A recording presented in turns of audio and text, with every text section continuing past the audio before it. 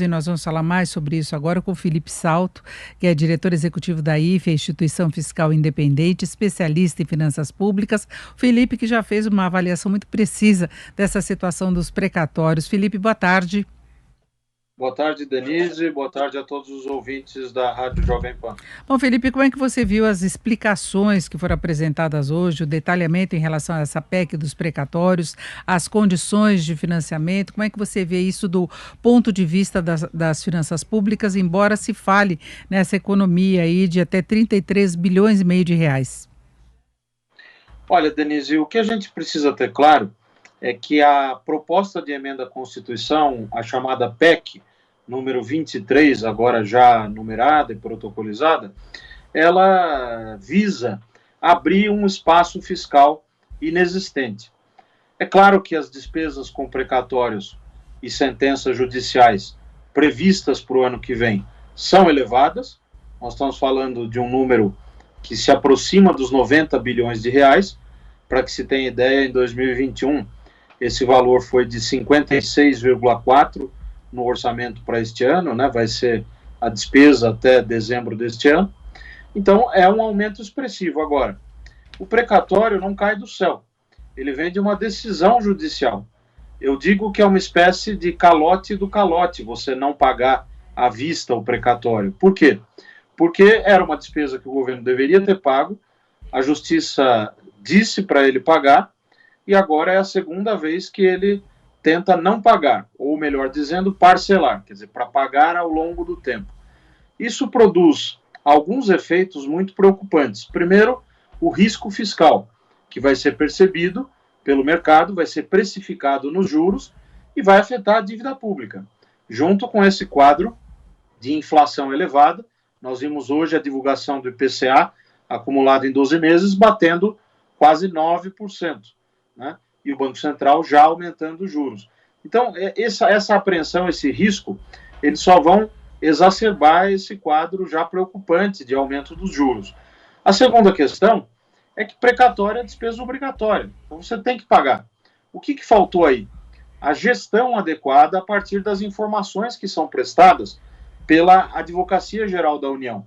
A Advocacia Geral da União, a AGU, ela presta informações ao Poder Executivo, seguindo inclusive uma portaria de número 40 do ano de 2015, dizendo o seguinte: olha, esse precatório aqui tem um risco provável, esse aqui chegou no Supremo, esse outro tem um valor grande. Então, a gestão disso poderia ter sido melhor para evitar que a gente chegasse nesse quadro de 90 bilhões de despesas. Agora, como diz o jargão, Inês é morta, né?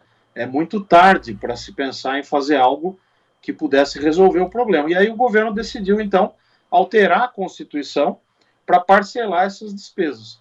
É um quadro que, no mínimo, gera apreensão, gera risco, vai afetar, sim, a dinâmica da dívida pública.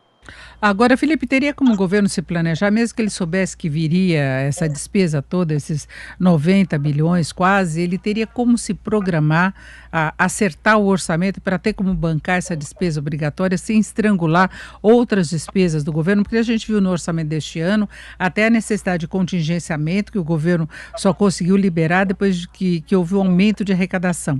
E tem a questão também do teto de gastos. Os precatórios entrariam no teto, não é? O teto de gastos, você lembrou bem, é uma medida também da Constituição Federal. Ela entrou na Constituição pela emenda 95, em 2016. Os precatórios sempre estiveram sujeitos ao teto de gastos, desde a concepção da regra, né? Então, você tirar, de certa forma, uma parte dos precatórios do teto de 2022 representa, sim, uma burla à regra fiscal. Isso prejudica as expectativas, a credibilidade da política fiscal, porque veja o que vai acontecer. Dos quase 90 bilhões para o ano que vem, na prática, o parcelamento com a regra de pagamento obrigatório em percentual da receita corrente líquida, né, de no máximo 2,6%, mais os precatórios de pequeno valor, chamados de RPVs, isso vai representar um gasto que vai ficar pouco acima de 40 bilhões no ano que vem, em vez de ficar em 90. Agora, o cenário que se projetava antes era em torno de 56, 57. Então, desse volume para o volume perto de 40, você já abre um espaço fiscal no teto. Mas como acontece essa mágica? A mágica é o seguinte, o precatorista teria que receber agora, à vista, e vai receber em 10 vezes a juros módicos, né? Aliás, a taxa de juros na PEC está sendo proposta a Selic, né, que é uma remuneração adequada, a meu ver, mas a divisão em 10 anos, né? Para compensar isso, o governo propõe na PEC um fundo a ser turbinado com receitas de vendas de ativos, de outorgas de concessões do petróleo, para que esse fundo possa ajudar a antecipar os pagamentos desses parcelamentos. Aí também me preocupa, porque como disse o ex-ministro Mailson da Nóbrega agora há pouco, em texto publicado na Veja, no blog dele, isso representa uma espécie de orçamento paralelo. Isso vai começar a custear despesas através desse fundo, sem passar pelo OGU, que é o Orçamento Geral da União, e sem passar pelo teto de gastos. Então veja que confusão, Denise, que está sendo criada para contornar esse problema, dado que ele não foi tempestivamente equacionado há algum tempo atrás. Então, o problema é que o parcelamento vai criar uma sobra adicional no teto de gastos, que provavelmente vai ser ocupada, inclusive o secretário hoje fez questão de não vincular ao novo programa social, a reformulação do Bolsa Família, mas, na verdade, eles estão adequando o orçamento para que caibam mais despesas, não é? É isso mesmo, quer dizer, você vai ter uma folga, Denise, que vai ser derivada dessa empurrada com a barriga dos precatórios, mais a folga derivada do diferencial de inflação, porque o teto é corrigido pela inflação do meio do ano e as despesas sujeitas ao teto pela inflação do fim do ano. Mesmo que a inflação fique pressionada até o fim do ano e essa discrepância suma, ainda assim tem uma parte das despesas sujeitas ao teto que não cresce pela inflação automaticamente. Então você teria no mínimo 15 bilhões e no mínimo 17 bilhões dessa manobra dos precatórios, ou seja, 32 bilhões no mínimo de espaço fiscal, pode ser maior. E esse espaço, evidentemente, vai poder ser utilizado para despesas aí mais diversas que a gente possa imaginar. Eu quero registrar que acho importante a discussão dos programas sociais. O governo apresentou uma medida provisória de número 1061 ontem, né, e hoje ela foi publicada, que reformula o Bolsa Família. Então, cria 3 benefícios no lugar do atual Bolsa Família e outros 6 benefícios vinculados, por exemplo, à questão do esporte, da inclusão produtiva e outras questões, até um benefício rural, né, de inclusão produtiva rural. Esse tema vai precisar ser discutido, mas para a gente explicar melhor o que vai acontecer, vai haver um aumento desses programas, dessas transferências, e isso certamente será custeado com essa sobra fiscal para o ano que vem. O que me preocupa é que nós deveríamos estar fazendo esse debate dessa precariedade do mercado de trabalho, do desemprego alto, da precariedade social, pensando nas formas corretas de respeitar regras fiscais e regras orçamentárias para dar vazão a essa possibilidade de realizar esses gastos sociais necessários. Agora, Denise, como a gente sempre fala, não parece haver disposição para cortar os gastos errados, aqueles que não são eficientes, aqueles que geram uma despesa elevada para o governo sem o resultado preconizado.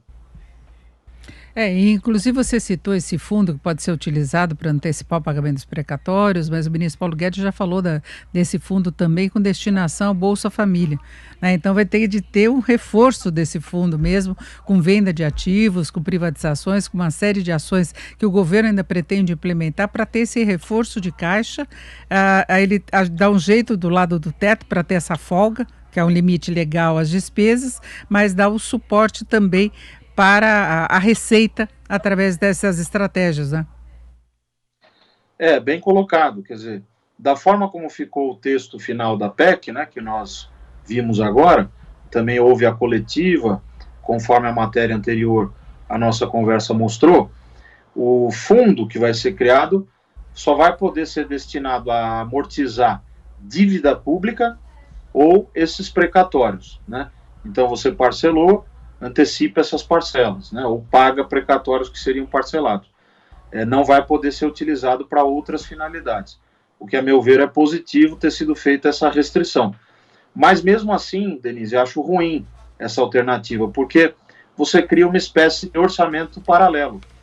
Esse fundo, vamos supor que se privatize a Eletrobras. E aí você vai ter a receita que vai entrar no curtíssimo prazo, vai para esse fundo, então você começa a pagar os precatórios e amortizar a dívida. Agora, isso não vai passar pelo orçamento? Quer dizer, piora o controle, piora a transparência.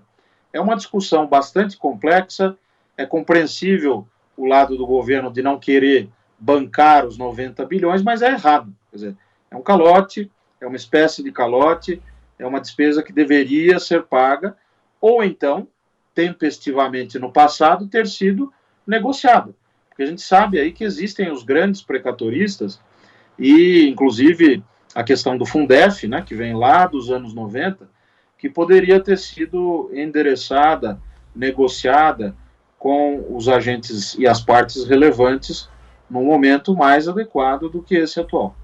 Não impondo, né, essa decisão, e vai lembrar que esses precatórios muitas vezes envolvem despesas que são uma questão de justiça também, você devolver o dinheiro, você pagar essa indenização, né, não são coisas aleatórias, assim, muita gente está ouvindo a palavra precatório e não sabe exatamente a que se refere, é como se tivesse despencado uma despesa não prevista, mas é muita coisa que o governo foi protelando o pagamento através da disputa judicial, e agora vieram as sentenças, né?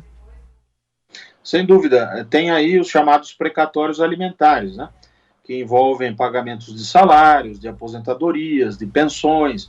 Então, um indivíduo que está nos ouvindo e nos assistindo, que entrou na justiça pedindo, por exemplo, uma correção do seu benefício de aposentadoria, e a justiça decidiu em favor desse indivíduo, isso é um precatório. Pode ser um RPV, que é um precatório de pequeno valor, ou pode ser uma ação conjunta, coletiva, né? Que são aquelas ações que são similares e são agregadas. De todo modo, é uma despesa importantíssima. Quer dizer, você justamente classifica essa despesa como mandatória, como obrigatória, por isso mesmo, quer dizer, porque o governo deveria ter pago, não pagou, a justiça mandou de novo pagar, e aí agora é a segunda chance. Então, não deveria haver alternativa que não o pagamento. É uma despesa líquida e certa, como, aliás, o próprio ministro Paulo Guedes havia dito em setembro do ano passado, né? Isso, ouvimos o Felipe Salto, que é diretor executivo da IFE, a Instituição Fiscal Independente. Felipe, muito obrigada, uma boa tarde. Boa tarde, Denise, boa tarde a todos.